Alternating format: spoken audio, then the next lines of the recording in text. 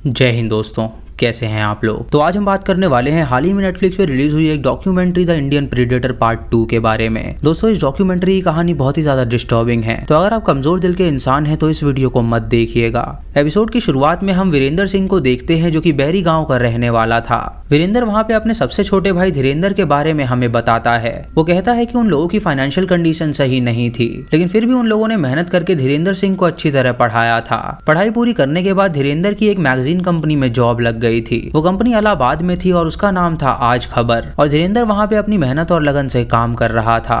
उसके बाद हमें रतिबान त्रिपाठी नाम के एक जर्नलिस्ट दिखाए जाते हैं, जो कि बताते हैं कि धीरेंद्र इलाहाबाद में किराए के कमरे पे रहा करता था और अपनी कम्युनिटी के लोगों के लिए वो बहुत कुछ करता था। एक बार उसे खबर मिली थी कि उसके गांव में इल्लीगल माइनिंग चल रही है, तो उसने अपने न्यूज़पेपर में उसके खिलाफ एक आर्टिकल भी छापा था, जिसकी वजह से सरकार ने एक्शन लिया था और वो इल्लीगल माइनिंग रुक गई थी। आगे हम जान पाते हैं कि धीरेंद्र की वाइफ प्रेग्नेंट थी और धीरेंद्र को अपनी वाइफ को डॉक्टर को दिखाने के लिए इलाहाबाद लेकर जाना था। धीरेंद्र अपने ऑफिस में छुट्टी लेकर गांव के लिए निकल जाता है और वो तारीख थी 14 दिसंबर सन 2000। फिर हम धीरेंद्र के भाई से जान पाते हैं कि जब धीरेंद्र छुट्टी लेके उनके पास आ रहा था तो उसको 2 दिन बीत गए थे और तब तक वो गाँव नहीं पहुंचा था। उन्होंने उसके फोन पे भी कॉल किया था, लेकिन उसका फोन स्विच ऑफ था और किसी को कुछ भी नहीं पता था कि वो कहाँ पे चला गया। उस वक्त यूपी में वहाँ पे कुंभ मेला लगा हुआ था और धीरेंद्र जैसे बड़े पत्रकार का गुम होना वहाँ पे बड़ी न्यूज बन गई थी। उसकी मिसिंग रिपोर्ट अखबार में भी छप गई थी ताकि कहीं से उसका पता चल सके। उसके बाद हम किडियागंज के एसओ नारायण त्रिपाठी को देखते हैं, जो कि बताते हैं कि धीरेंद्र का मिसिंग केस उसके पुलिस स्टेशन में आया था। उसके बाद वो सभी धीरेंद्र एक कमरे में गए थे और वहाँ पे तलाशी ली थी, जहाँ उन्हें कुछ भी सबूत नहीं मिला कि आखिर वो कहाँ गया होगा।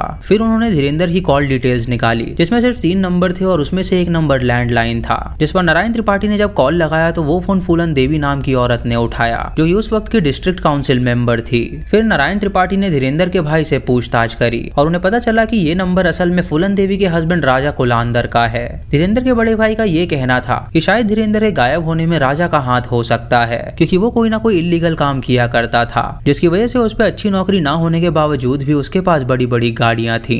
ये सुनकर नारायण त्रिपाठी धीरेंद्र के बड़े भाई को फूलन देवी के घर जाने के लिए कहते हैं और वो खुद भी धीरेंद्र के बड़े भाई के पीछे ही थे। धीरेंद्र के बड़े भाई वहाँ जाके फूलन देवी से पूछते हैं कि उसका भाई कहाँ पे है, तो फूलन देवी बताती है कि उसका भाई यहाँ पे आया ही नहीं था। पर तभी दूसरी तरफ नारायण त्रिपाठी को एक टाटा सूमो आती हुई दिखाई देती है और उसमें कोई और नहीं बल्कि राजा था। यहाँ हमें राजा के बारे में बताया जाता है कि असल में उसका नाम राम निरंजन था और उसने अपना नाम राजा खुद से ही रख लिया था। राजा का वहाँ पे एक पिगरी फार्म भी था जिसे वो चलाया करता था और उसकी बीवी का असली नाम गोमती देवी था और उसने उसका नाम सबको फूलन देवी बताया था, जो कि बाद में इलेक्शंस में खड़ी भी हुई थी और वो जीत भी गई थी। उसके बाद पुलिस को राजा के साले वक्सराज के बारे में पता चलता है, जो उस वक्त राजा के साथ ही टाटा सूमो में था।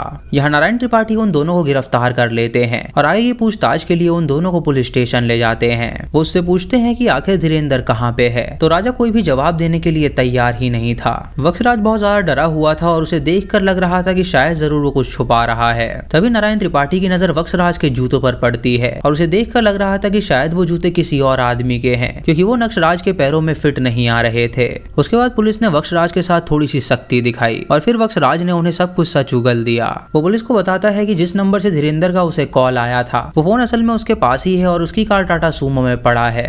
पुलिस की सख्ती दिखाने की वजह से राजा ने भी पुलिस के सामने हार मान ली थी और उन्हें बता दिया कि उसने धीरेंद्र सिंह का मर्डर कर दिया है। फिर हम धीरेंद्र सिंह के बेटे राहुल सिंह को भी देखते हैं, जो कि अपने पापा की मौत के वक्त सिर्फ 2 साल का था। राहुल बताता है कि अगर उसके पापा आज जिंदा होते तो शायद वो उन लोगों के सपने पूरे कर पाते। धीरेंद्र के भाई का भी यही कहना था, क्योंकि उसकी मौत के बाद उनके घर में पैसे आने बंद हो गए थे और वो फिर से बहुत ज्यादा गरीब हो गए थे। नारायण त्रिपाठी बताते हैं कि अपनी इन्वेस्टिगेशन के दौरान राजा ने उन्हें बताया था कि वो जो टाटा सूमो गाड़ी थी वो चोरी की थी और उसके इल्लीगल कामों की खबर किसी तरह धीरेंद्र सिंह को लग गई थी, क्योंकि वो एक रिपोर्टर था और वो सबूत इकट्ठा करना चाहता था और अगर उसे कोई सबूत मिल जाता तो वो उस पर आर्टिकल छाप देता और इससे राजा को जेल की सजा हो सकती थी। राजा ने धीरेंद्र से बात करने के लिए उसे अपने पिगरी फार्म में बुलवाया और वहाँ राजा के साथ उसका साला वक्सराज भी मौजूद था। उन लोगों ने उसे आग तापने के लिए आग के सामने बैठाया और वक्सराज को राजा ने चाय लाने के लिए भेज भेज दिया। धीरेंद्र का चेहरा राजा की तरफ था और वक्सराज को जब उसने इशारा किया तो वक्सराज ने अपनी जेब से पिस्तौल निकाली और धीरेंद्र को शूट करके मार डाला। फिर हमें राजा का बेटा अदालत सिंह दिखाया जाता है, जो प्राइवेट स्कूल में अब एक टीचर है। वो बताता है कि जब उसके पिताजी को गिरफ्तार किया गया था तो उसके अगले दिन ही पुलिस फूलन देवी और उसे भी पकड़ के ले गई थी और करीब 20 दिन जेल में रखने के बाद उन्होंने उसके पिता से उसे मिलवाया था। पुलिस वाले फूलन देवी और अदालत सिंह को टॉर्चर किया करते थे। राजा को अपने बेटे और बीवी पे बहुत ज्यादा दया आई, इसलिए उसने पुलिस को सब कुछ सच सच बताने का फैसला किया। उसने बताया कि धीरेंद्र को मारने के बाद उसने टाटा सुमो की बैक सीट पे उसकी बॉडी रखी और फिर वो उसे अपने फार्म में ले जाने के लिए निकल लिया। रास्ते में वहाँ पे उसे पुलिस भी मिली थी क्योंकि वो रूट मध्य प्रदेश और उत्तर प्रदेश की बॉर्डर की तरफ था, पर वहाँ राजा ने बहुत चालाकी से पुलिस को संभाल लिया और वहाँ से रवाना हो गया।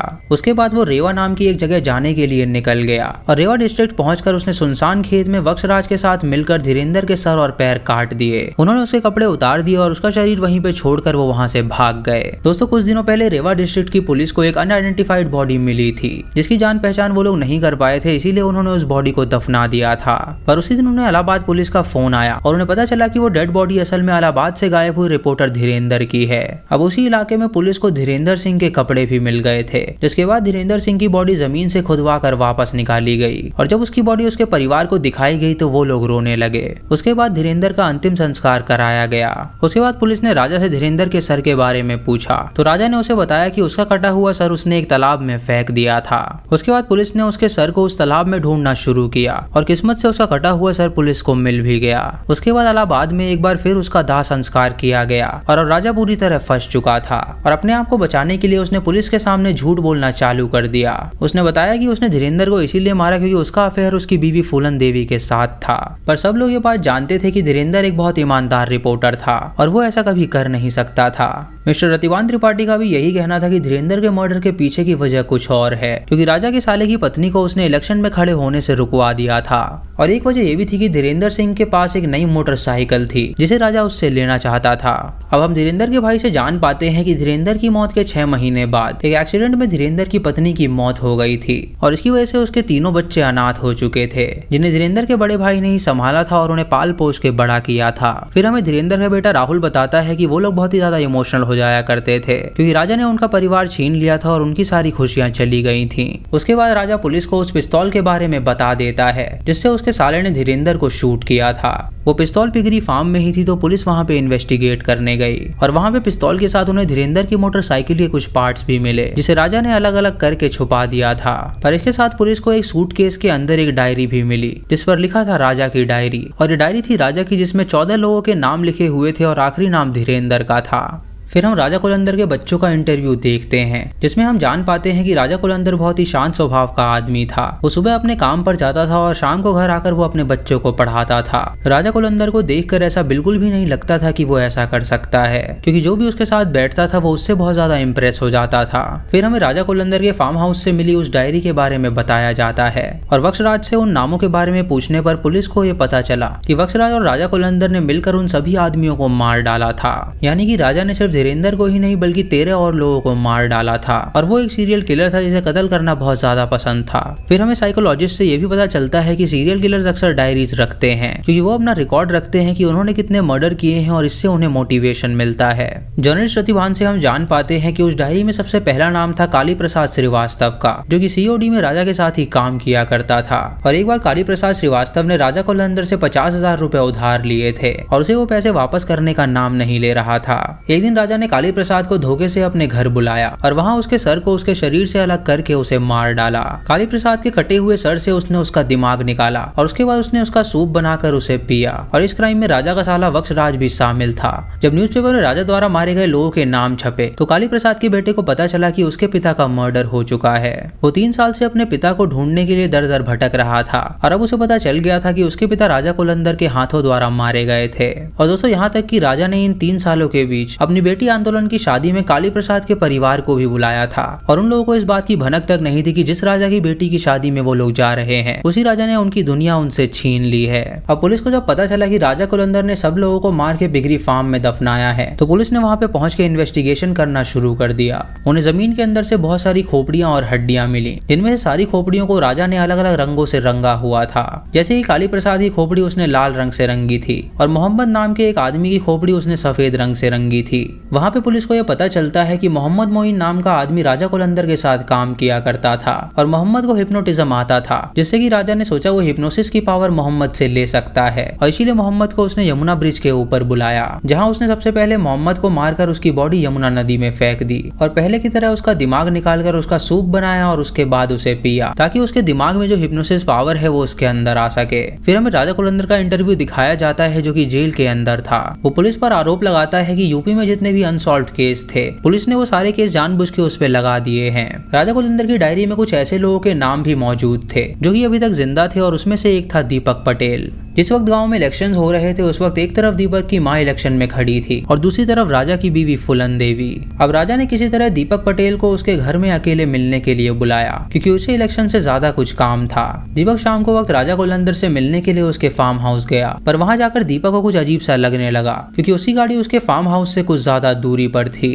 जिसे देखकर दीपक को कुछ अजीब सा महसूस हुआ और उसे लगा कि शायद राजा उसके साथ कुछ गलत करेगा। इसीलिए वो बिना बताए चुपचाप वहां से भाग निकला और शायद यही वजह थी कि दीपक पटेल आज भी जिंदा है।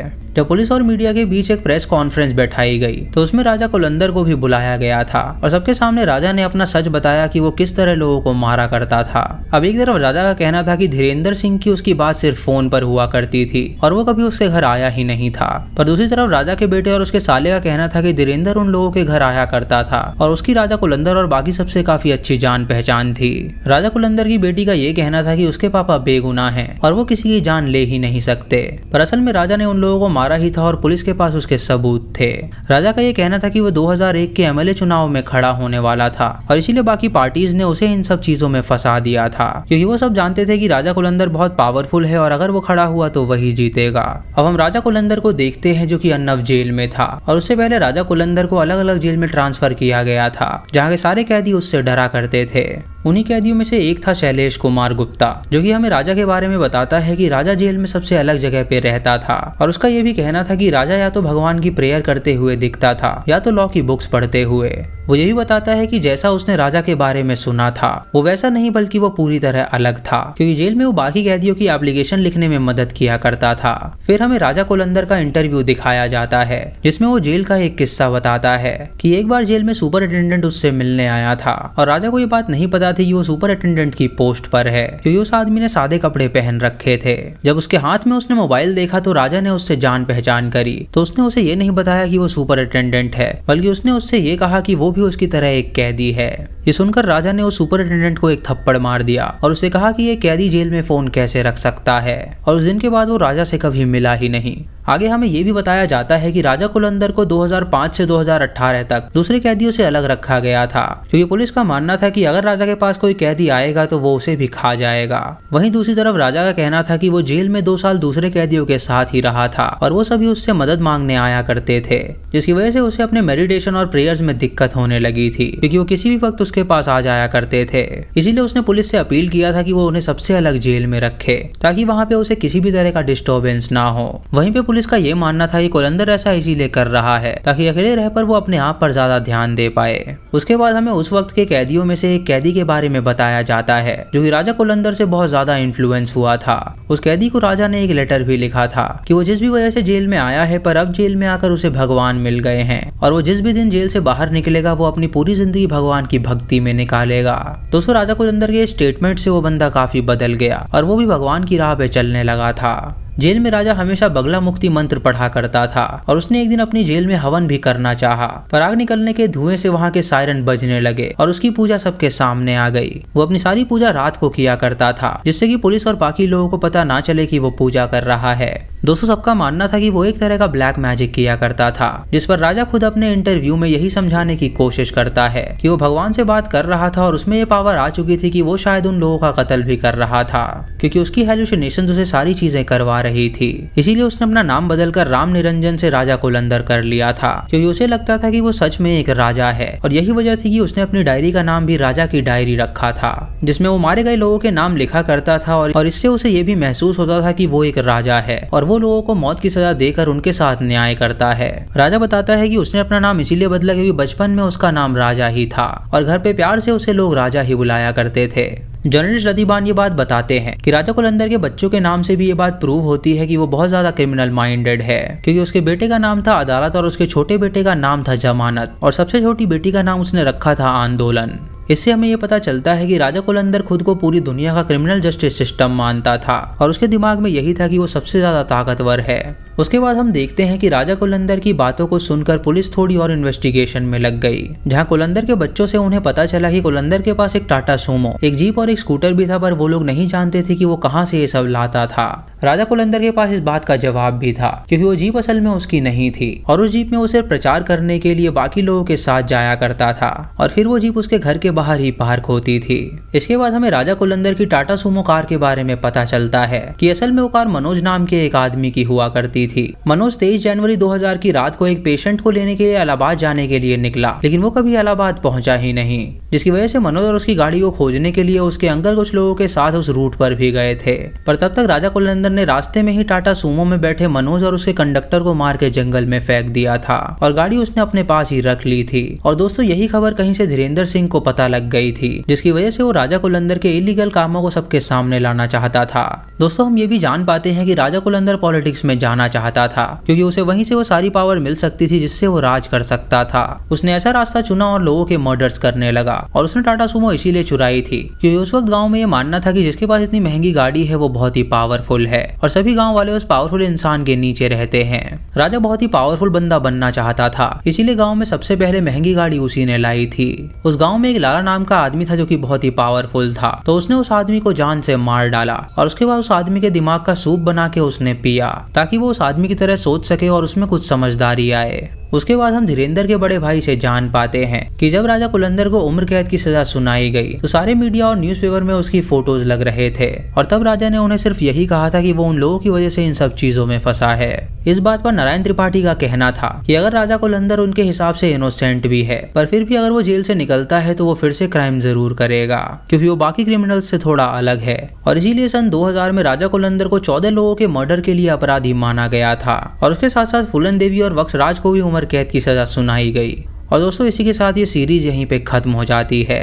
तो दोस्तों ये थी इस सीरीज की कहानी जो कि सच्ची घटना पे आधारित थी। आपको ये सीरीज कैसी लगी आप हमें कमेंट सेक्शन में जरूर बताइएगा और चैनल पे नए हैं तो सब्सक्राइब करें और बेल आइकॉन दबाएं नोटिफिकेशंस के लिए। दोस्तों वीडियो को लाइक और शेयर करना बिल्कुल मत भूलिएगा। तो मैं मिलता हूँ आपको अगली वीडियो में, तब तक के लिए जय हिंद।